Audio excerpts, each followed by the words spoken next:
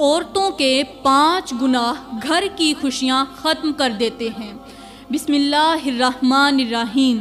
میری پیاری اسلامی بہنوں، السلام علیکم ورحمۃ اللہ وبرکاتہ۔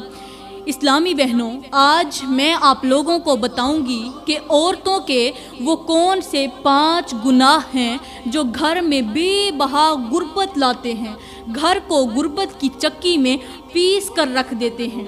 گھر میں رہنے والا ہر چھوٹا بڑا انسان غربت کی دلدل میں اس طرح پھنستا ہے کہ باہر نکلنے کو کوئی راستہ ہی نہیں ملتا۔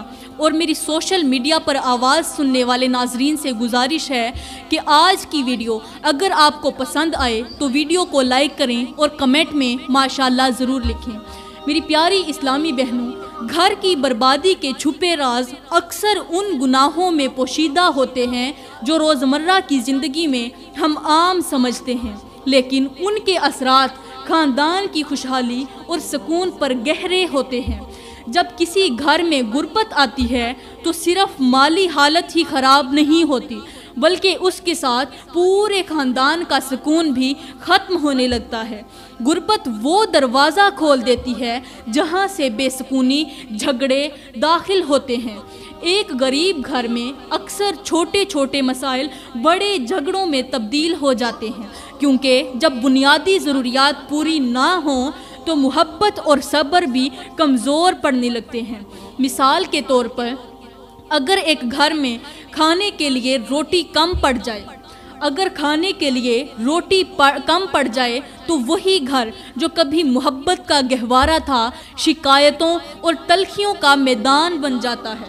شوہر اور بیوی جو زندگی کے شریک ہوتے ہیں، غربت کی چکی میں پس کر ایک دوسرے پر الزام تراشی کرنے لگتے ہیں۔ غربت صرف جسمانی نہیں بلکہ روحانی سکون کو بھی ختم کر دیتی ہے، اور جب گھر میں برکت نہ رہے تو عبادات میں بھی کوتاہی ہونے لگتی ہے۔ یہ سب کچھ اکثر ان گناہوں کا نتیجہ ہوتا ہے جو ہم معمولی سمجھ کر نظر انداز کر دیتے ہیں۔ آخر وہ کون سے گناہ ہیں جو ہمارے گھروں کو غربت کی دلدل میں دھکیل دیتے ہیں؟ وہ کون سے اعمال ہیں جو اللہ کی برکت کو ہم سے دور کر دیتے ہیں اور ہمارے رزق میں تنگی پیدا کرتے ہیں؟ پیاری بہنوں، عورتوں کا پہلا گناہ جو گھر میں بے بہا غربت لاتا ہے وہ ہے غیبت کرنا۔ بڑے ہی افسوس کے ساتھ کہنا پڑ رہا ہے اور ساتھ میں ہنسی بھی آتی ہے، جہاں 2 عورتیں مل کر بیٹھتی ہیں وہاں غیبت کا تھال ضرور سجتا ہے۔ مثال کے طور پر، اگر کسی عورت کی ساس نے ایک مرتبہ سالن میں نمک زیادہ ڈال دیا ہو تو وہ اس بات کو ایسا بڑھا چڑھا کر بیان کرتی ہے کہ جیسے ساس نے نمک نہیں کوئی ایٹم بم ڈال دیا ہو۔ ہمارے معاشرے میں حالت یہ ہو گئی ہے کہ اگر کسی عورت کو گھر سے باہر جانے کا موقع نہ ملے تو وہ کال پر اپنی دوست سے کہتی ہے، یار تمہیں پتہ ہے فلاں کے گھر میں کیا ہوا، اور پھر باتوں کا نہ ختم ہونے والا سلسلہ شروع ہو جاتا ہے۔ مزے کی بات یہ ہے کہ غیبت کرنے والی اکثر عورتیں خود کو بڑی نیک ظاہر کرتی ہیں۔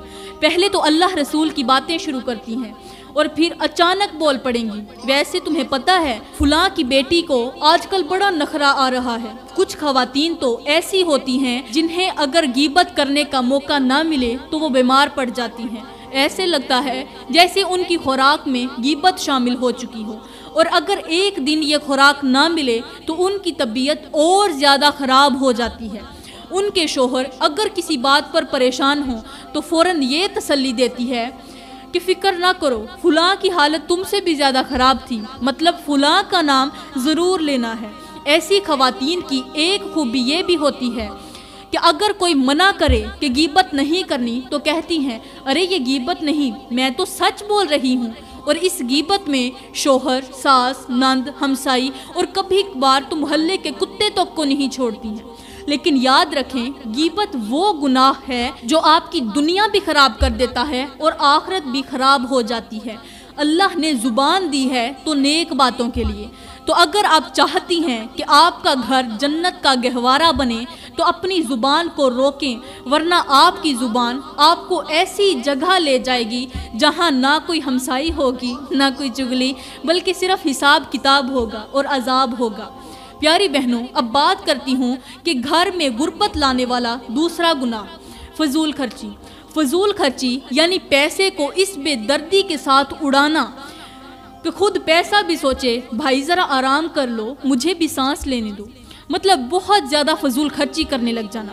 کچھ خواتین تو سپر مارکیٹ جا کر ایسے خریداری کرتی ہیں جیسے دنیا ختم ہونے والی ہو، یہ سیل لگی ہے چلو جلدی سے لے لیتے ہیں، چاہے وہ چیز گھر میں پہلے سے ہی موجود ہو، لیکن سیل کا سن کر ایسا لگتا ہے کہ اگر چیز نہ خریدی تو قیامت آ جائے گی، اور اگر گھر آ کر پتہ چلے کہ وہ چیز تو ضرورت کی ہی نہیں تھی تو پھر بہانہ بنا کر کہتی ہیں کیا ہوا بعد میں کام آ جائے گی۔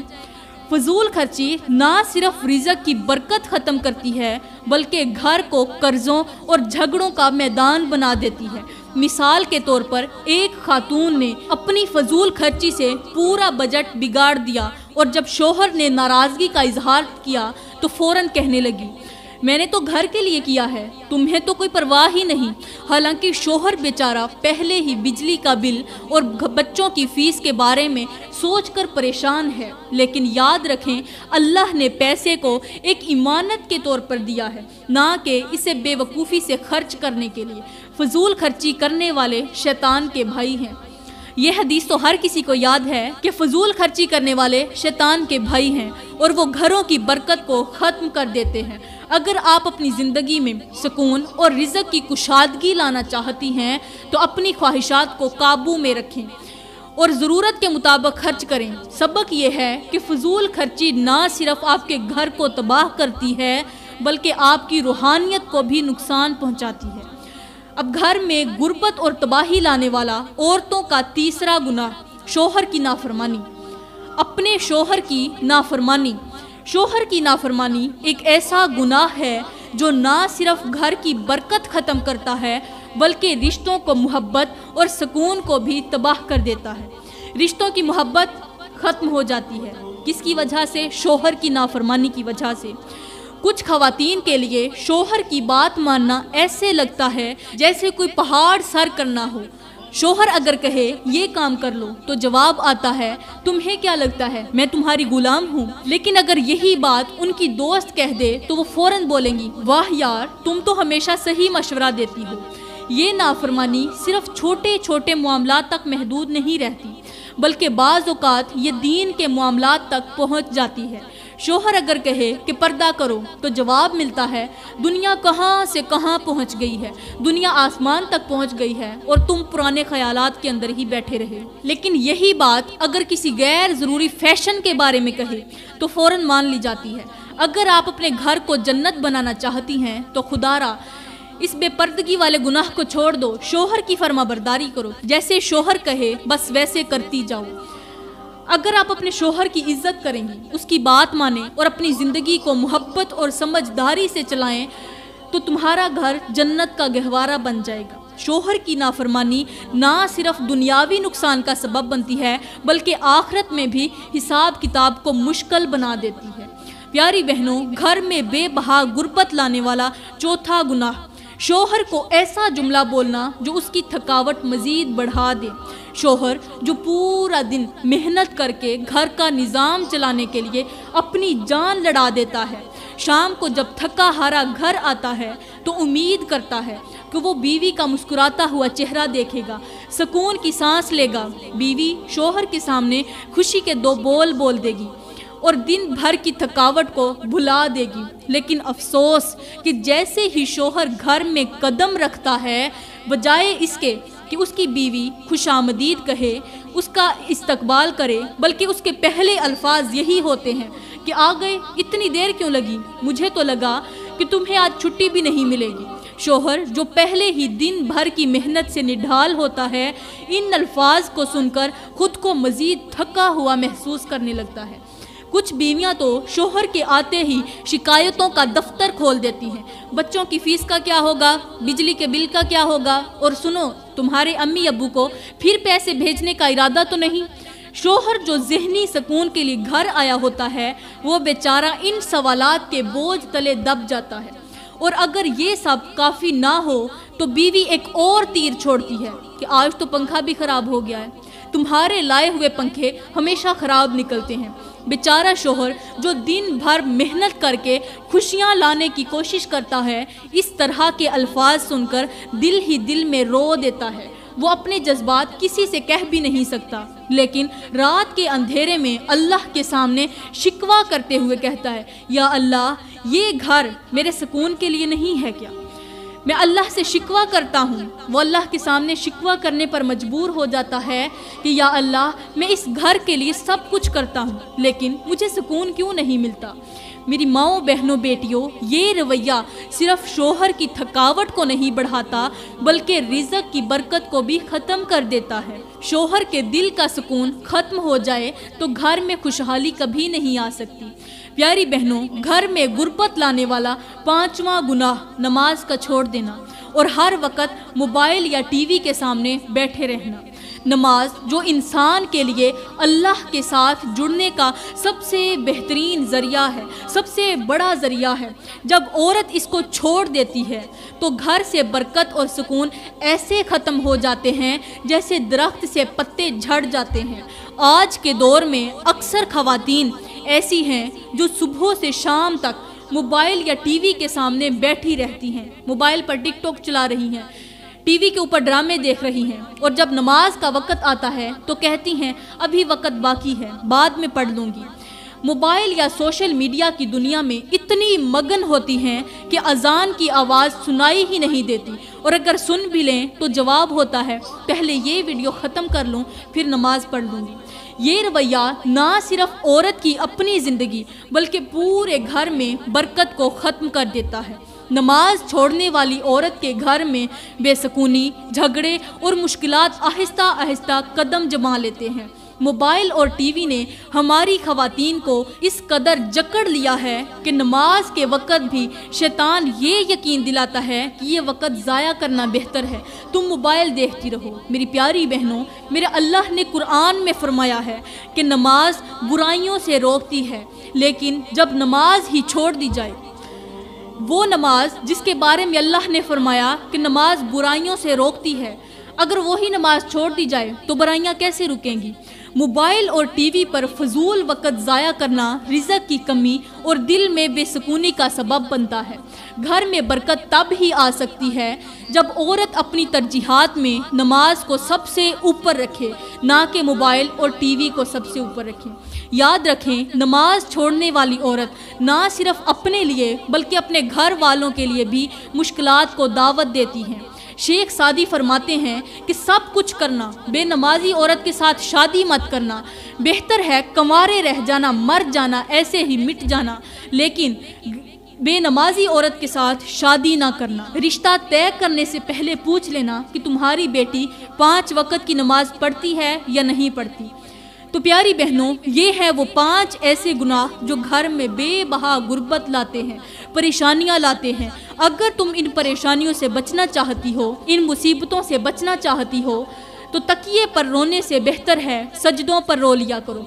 इससे अल्लाह भी राज़ी हो जाएगा, तुम्हारी परेशानी भी दूर हो जाएगी। यहाँ पर मैं तुम्हें एक सबक आमोज़ वाक़या सुनाती हूँ। एक गरीब शख्स था जो ज़िंदगी की मुश्किलात से तंग आ चुका था। वो एक दिन जंगल में बैठा और आसमान की तरफ देखकर कहा, या अल्लाह, तूने कायनात में इतने अजीम निज़ाम बनाए, हर चीज़ अपने वक़्त पर चलती है, लेकिन मेरी ज़िंदगी बेतरतीब क्यों चलती है? वो मायूसी से अपनी किस्मत को कोस रहा था कि अचानक एक रोशनी चमकी और उसके सामने वाला एक दरख्त बोल पड़ा। दरख्त ने कहा, ए इंसान, तू अपनी ज़िंदगी की मुश्किलात का शिकवा कर रहा है, लेकिन क्या तूने कभी गौर किया है कि हर मुश्किल में एक हिकमत छुपी होती है? ये मंजर देखकर वो शख्स हैरत में डूब गया और अपनी जगह से कांपता हुआ बोला, ये क्या हो रहा है? दरख्त कैसे बोल सकता है? दरख्त ने जवाब दिया, अल्लाह की कुदरत के सामने कोई चीज़ नामुमकिन नहीं। जब अल्लाह चाहे तो फिर नामुमकिन को भी मुमकिन बना सकता है। मैं एक दरख्त हूँ, मगर आज मैं तुझे एक सबक देता हूँ जिसने तेरी ज़िंदगी को बोझ बना रखा है। अब दरख्त ने उसे अपनी कहानी सुनानी शुरू की कि एक वक़्त था जब मैं एक मामूली बीज था, एक छोटा सा बीज था, ज़मीन में दफन था, अंधेरों में गिरा हुआ सोचता था कि मेरी ज़िंदगी यहीं ख़त्म हो जाएगी, لیکن پھر کیا ہوا؟ اللہ نے مجھے پانی دیا، سورج کی روشنی دی اور میں آہستہ آہستہ زمین سے باہر نکلا۔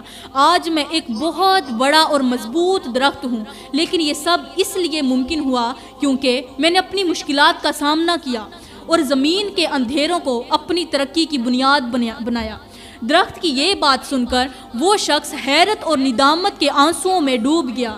درخت نے اسے بہت بڑا سبق دیتے ہوئے کہا، اے دکھی انسان، تو بھی ایک بیج کی طرح ہے۔ مشکلات، ٹینشنیں، پریشانیاں، مصیبتیں اور آزمائشیں وہ مٹی ہیں جو تجھے مضبوط بناتی ہیں۔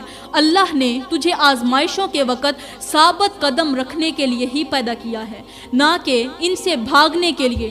تجھے پتہ نہیں ہے کہ آزمائشیں اللہ کے محبوب بندوں پر آتی ہیں۔